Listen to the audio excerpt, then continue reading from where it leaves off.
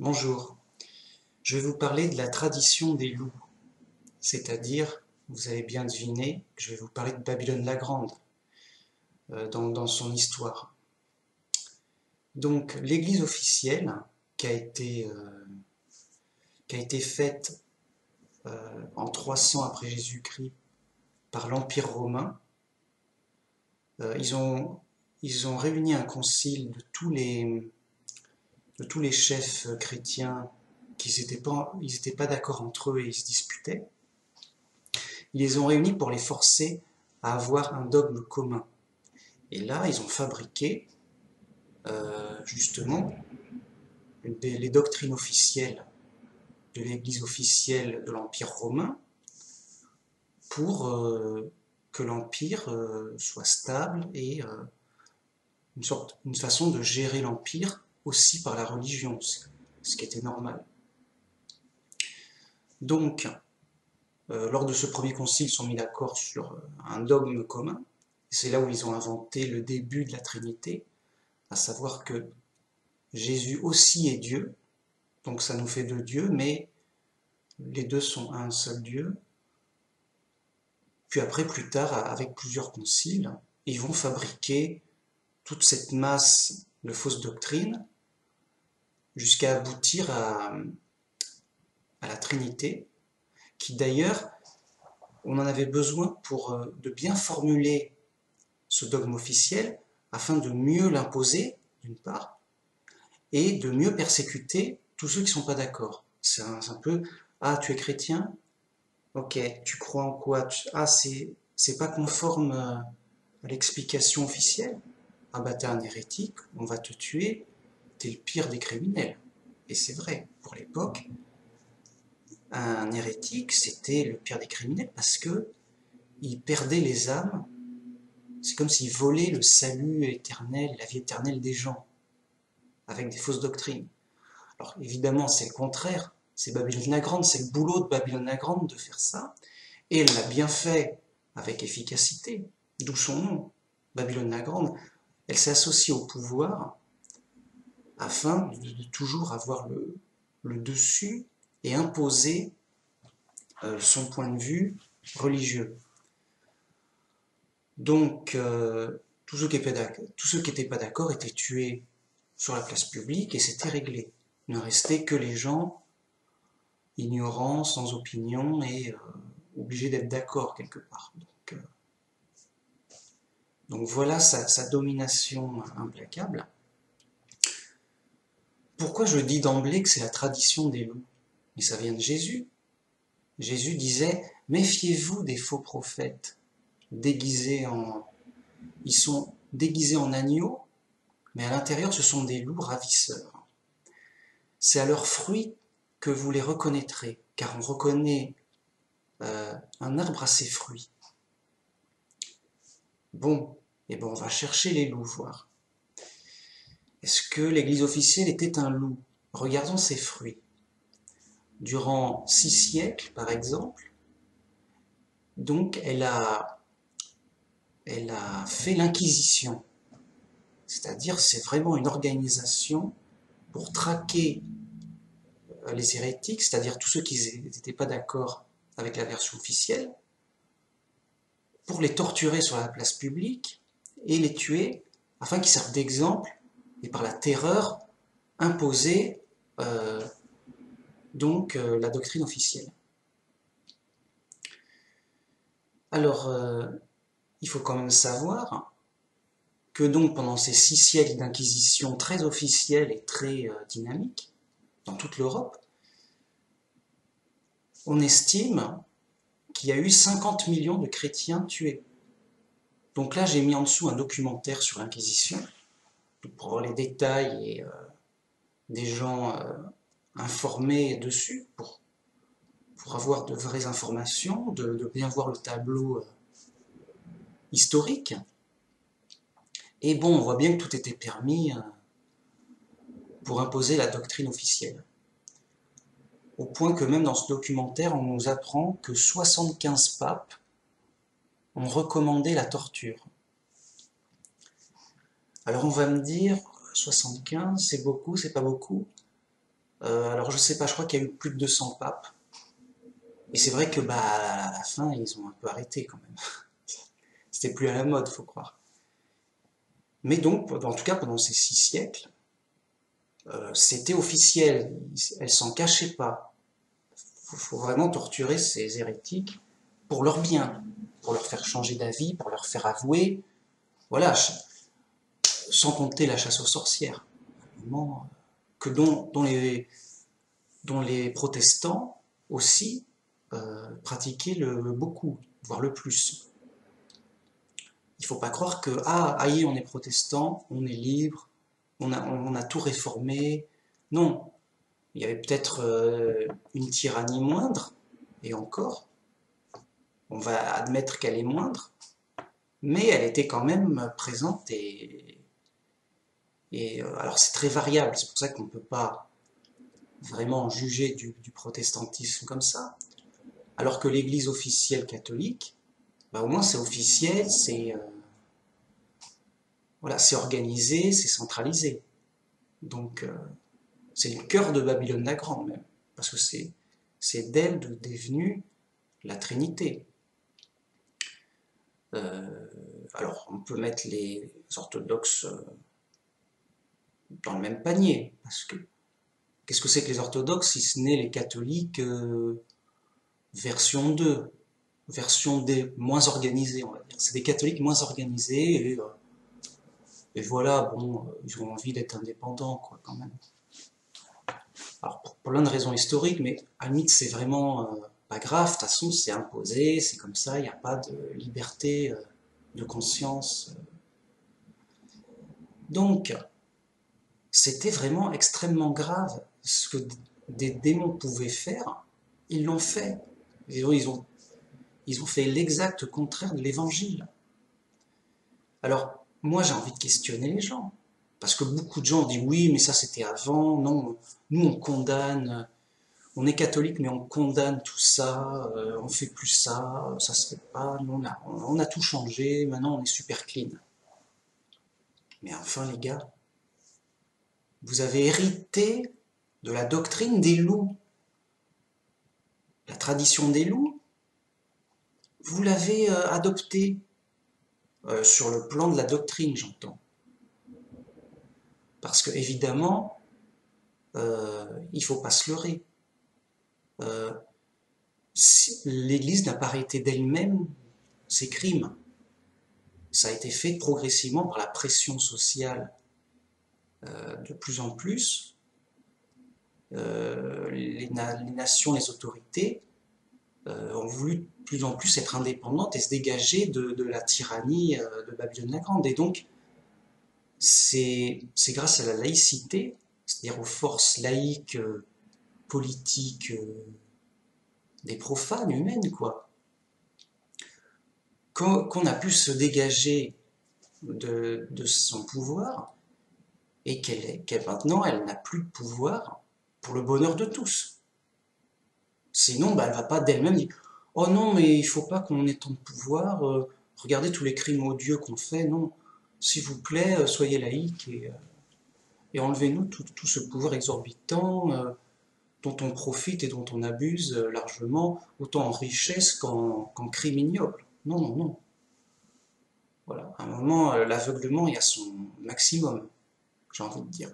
Donc, admettons que quelqu'un dit d'accord, ils ont mal agi, c'est vraiment les pires des pires, c'est odieux, mais sur la doctrine, ils ont raison pour plein de raisons et de prétextes, de sous-entendus de Da Vinci Code avec la Bible. Bon, à un moment, on dit, mais ok, vous dites les loups c'est vraiment des loups, c'est vraiment des méchants, mais on va faire confiance aux loups, on va apprendre la Bible grâce aux loups.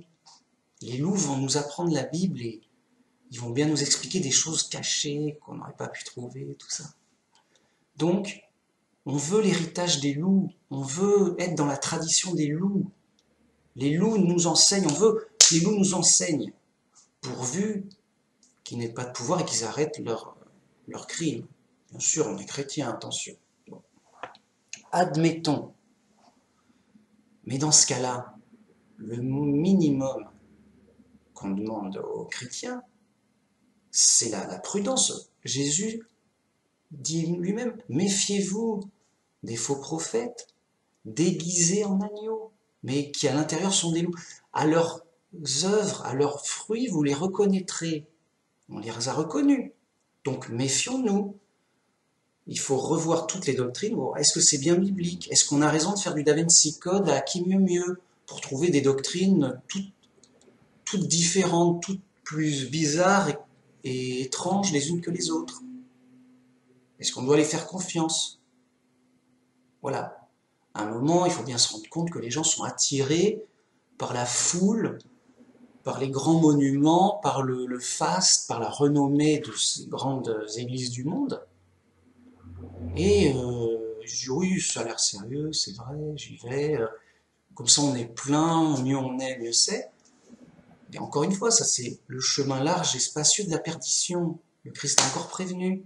Cherchez le chemin étroit. N'allez pas chercher les foules ignorantes qui suivent les loups. À qui mieux mieux. C'est fou. C'est fou. Mais c'est fou, mais c'est la réalité.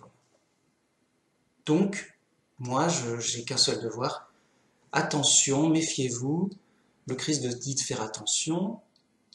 On voit ce qui cède en fonction de l'histoire. C'est évident, c'est officiel.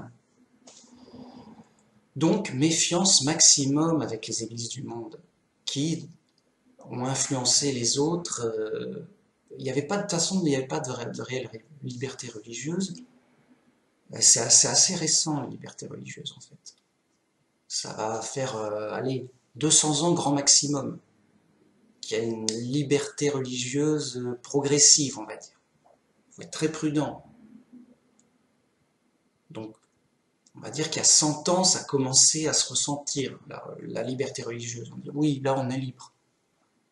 100 ans, bon, ok. Mais il y a eu 2 guerres mondiales, les gens n'étaient pas là à... Voilà, ils avaient d'autres choses à faire qu'à réformer les monstres.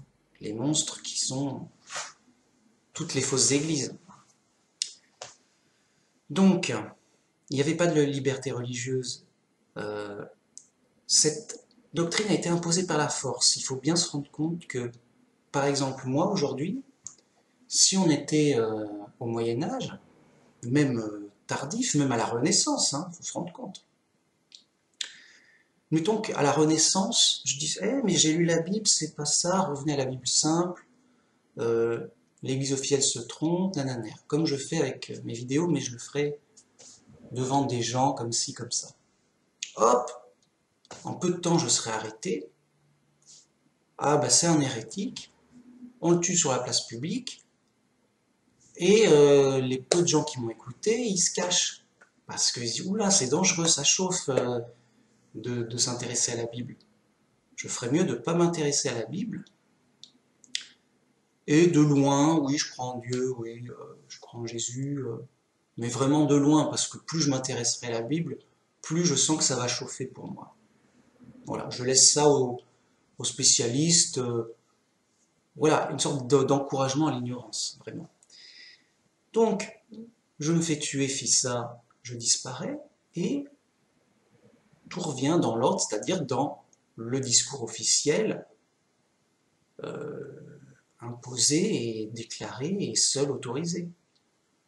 Du coup, il n'y a pas à s'étonner que Babylone la Grande soit grande, que la contestation soit toujours marginale, et que à l'époque, elle était même extrêmement rare, puisque elle était détruite, chassée et détruite. Donc, voilà, c'est pas étonnant,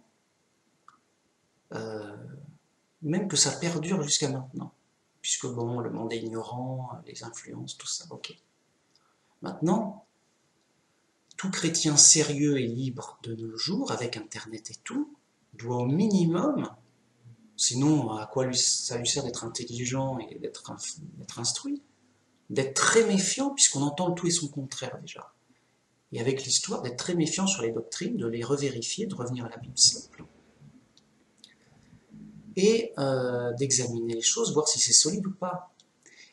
Et le deuxième drame, c'est que les gens se satisfont amplement du Da Vinci Code, de faire un petit montage avec des sous-entendus, et hop, c'est bon, j'ai prouvé ce que tu veux avec ce que je veux. C'est qu'il n'y a plus de notion de preuve. Ils confondent sous-entendu et preuve. Alors, un sous-entendu, c'est un verset avec lequel on peut imaginer facilement plein d'interprétations et de solutions, alors qu'une preuve, c'est un verset clair et simple, qui a très peu de moyens d'interprétation, et donc qui, en général, de manière raisonnable, n'a qu'une seule solution, un seul message, et qui donne vraiment une direction sur le message clair. Bien. Donc, en cherchant bien des choses solides et avec la Bible simple, des preuves et tout, on peut sortir des fausses doctrines plus ou moins facilement, en faisant un bon tri et en repérant les sous-entendus. De toute façon, il n'y a pas de fausse doctrine sans sous-entendu. Hein. Je veux dire, ça va de soi. Nous, on revient au message clair, bien expliqué, évident, simple, quoi. On revient à la Bible simple, en fait. Alors, une preuve que c'est bien Babylone la Grande, on nous dit bien dans sa description dans Révélation 17.6, et j'ai vu que la femme était ivre du sang des saints et du sang des témoins de Jésus. Donc, dès qu'il y avait un vrai chrétien qui dit « Eh, mais ça va pas vos délires là, la Bible elle dit ça et ça », et il témoigne de la Bible, il témoigne de l'évangile de Jésus, de qui est vraiment Jésus, selon les textes. Babylone la Grande, dès qu'elle voit ça, elle lui tombe dessus pour le détruire, et elle s'enivre de son sang. Vraiment, ça, elle est assise en reine, ça lui donne une sensation de toute puissance, et ça lui donne justement un pouvoir de vie ou de mort arbitraire. Donc oui, toi, t'es pas d'accord, toi, t'es un... Attention, vous risquez d'être excommunié. Et quand qui dit excommunication, dit la mort n'est pas très loin. Voyez, en fait, elle a le pouvoir suprême, le pouvoir des esprits. On dit bien qu'elle chevauche la bête, et donc elle est un peu au-dessus des rois. Elle domine les rois de l'Europe européen. Les rois, pour être sacrés rois, ils avaient besoin que l'évêque fasse cette cérémonie, une cérémonie d'intronisation. Ça se faisait par la bénédiction de l'église officielle. Donc il y avait comme ça une espèce d'église au-dessus des rois, quoi. Vraiment avec un pouvoir suprême au-dessus des rois, ce pouvoir spirituel qui fait qu'elle dirigeait les esprits des pays. Et donc, ce pouvoir l'enivre, et elle garde son pouvoir en tuant les saints, les vrais chrétiens, quand même.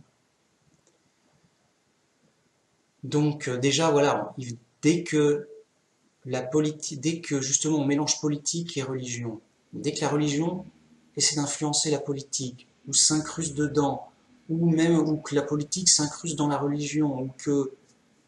Voilà, non. On voit que c'est Babylone la Grande, que c'est pas bon, que c'est l'église du monde, que ça va pas. Jésus disait, rendez à César ce qui appartient à César, et à Dieu ce qui appartient à Dieu. Donc nous, on n'a pas à faire les Césars, on n'a pas à imposer notre loi, on n'a pas à faire la justice ou la loi ou organiser le pays, on n'a pas à faire les Césars, c'est à César de faire le César.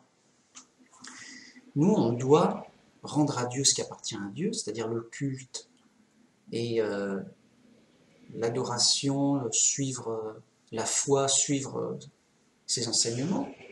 Et donc, on doit s'occuper des affaires de Dieu, c'est tout, qui sont les commandements du Christ. Donc, la laïcité, enfin, nous a libérés du pouvoir de Babylone la Grande. Babylone la Grande est toujours là omniprésente sur les esprits, c'est-à-dire c'est vraiment les grandes églises du monde, dont les catholiques, c'est le cœur de Babylone la Grande.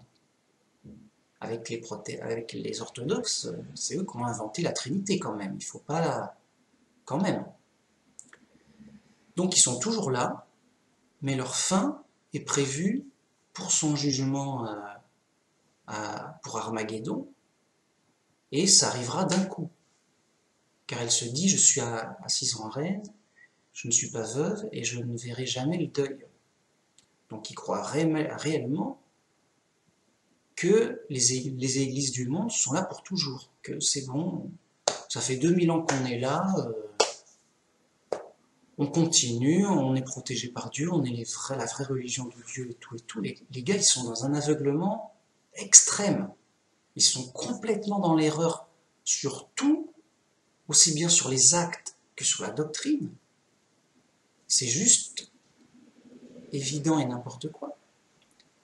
Et justement, tout leur orgueil les dépasse et les aveugle complètement. Il n'y a plus rien à faire pour eux. Ils sont finis.